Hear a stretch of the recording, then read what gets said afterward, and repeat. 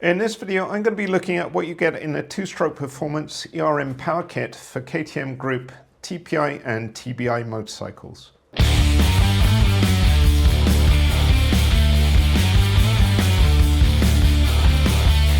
I purchased this two-stroke performance kit with my own money, so my opinions on installing, using and riding with the kit are unbiased, and I'm going to highlight any positives and negatives as they might come up. I've been riding my 2024 KTM 300 EXC TBI for about 42 hours now, so I've built up a fair amount of experience with the stock engine. In general, it's pretty good. I really like the bottom end, but it does feel that it's running a little bit rich, especially down low at partial throttle, where it's a bit burbly. And I was keen to improve that and also possibly improve the top end performance as well on hill climbs. So I looked into what aftermarket solutions are available for remapping ECU.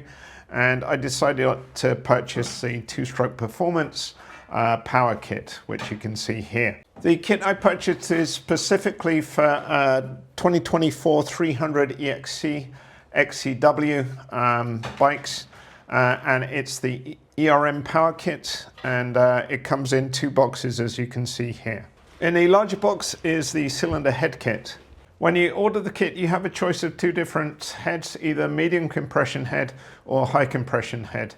I decided to go for the medium compression head, which is listed as a compression of 12.7. I will be testing in a later video how the compression compares to the stock 300 EXC head. But on the TSP site, the medium compression head is recommended for trail riding and hard enduro use. The high comp head is a good choice if you ride at high elevation, particularly above about 1,500 meters. If you're not sure which head is best for you, I recommend going to the TSP website and reading the information there, which will guide you based on type of riding, the elevation and fuel you're going to use. And inside the head kit box, you get some stickers. There's a postcard which on the reverse side has a QR code which you can scan to get the instructions for installing the head. And then there's a bag with some gaskets and also copper washers. And then underneath is the head. So there's a head insert and the head cover. And you also get a spark plug, which is a BPR 8 EIX. So this is a Iridium NGK spark plug. So I'm going to try using that. I'm not sure whether it makes a big difference in performance, but I'll certainly try it. And here's a better look at the head. So this is the insert which fits inside the cover.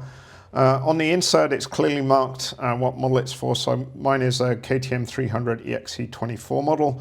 It's got the compression mark 12.7, the squish is 1.2 if you're using a 0.6 base gasket, so that's all marked on there. It's a one O-ring design. On the box it says to ensure that the O-ring is fitted, so make sure that is there or it will not seal the coolant.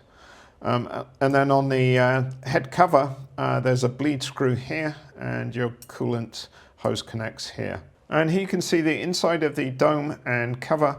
And when I do my install video, I'll be looking at the shape of the TSP dome and comparing that to the stock head and highlighting whether there are any significant differences. And next I'm going to look at the smaller box which contains the ERM. ERM stands for ECU Reflash module, and you can see here the compatibility. So it can be used on all TPI bikes, TBI bikes in the KTM group, and also Sherco 300s from 2018 onwards. For the early TPI bikes, 2018-19 and Sherco 300, you require a different connection cable. So when you're ordering it, be sure to get those cables and order for the correct model. And then inside the box you get some stickers. There's a note which has some important instructions and basically says to not leave the ERM plugged into your bike, or it can drain the battery after 1 to 2 weeks. And also it's rated at IP54, so that is dust proof and splash proof, but it is not waterproof, so you can't immerse it in water and you can't pressure wash it, so be careful of that. And also to be sure to make a backup of the stock map, and also you can mount it to your handlebars, but it recommends not ordinarily doing so in case you damage it. So for initial tuning you might want to mount it on the bars, but for general use probably not a good idea. Certainly for my riding I would not ride with it mounted ordinarily. And then warranty conditions, you can access the website regarding that, and there's lots of instructions on the TSP website and videos as well, so definitely check those out. And then on the reverse side of the sheet it talks about the quick start guide and how to get it connected up to your computer and also the bike. And then there's a card with a QR code which you can scan for a link to the install instructions. And then under that is the ERM unit itself with its cable for connection to your bike. And then underneath that is a USB cable and the handlebar mount. Here you can see the ERM unit a little better compared to my hand size. You can see the size, it's pretty small. It has a touch screen. When I do my install video and setting it up, you'll see some of the features. Then it has the cable with a connector. This connector is used for power when you're connecting to your computer.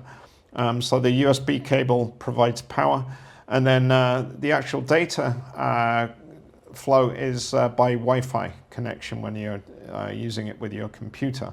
When you connect it to your motorcycle, you don't use the USB cable.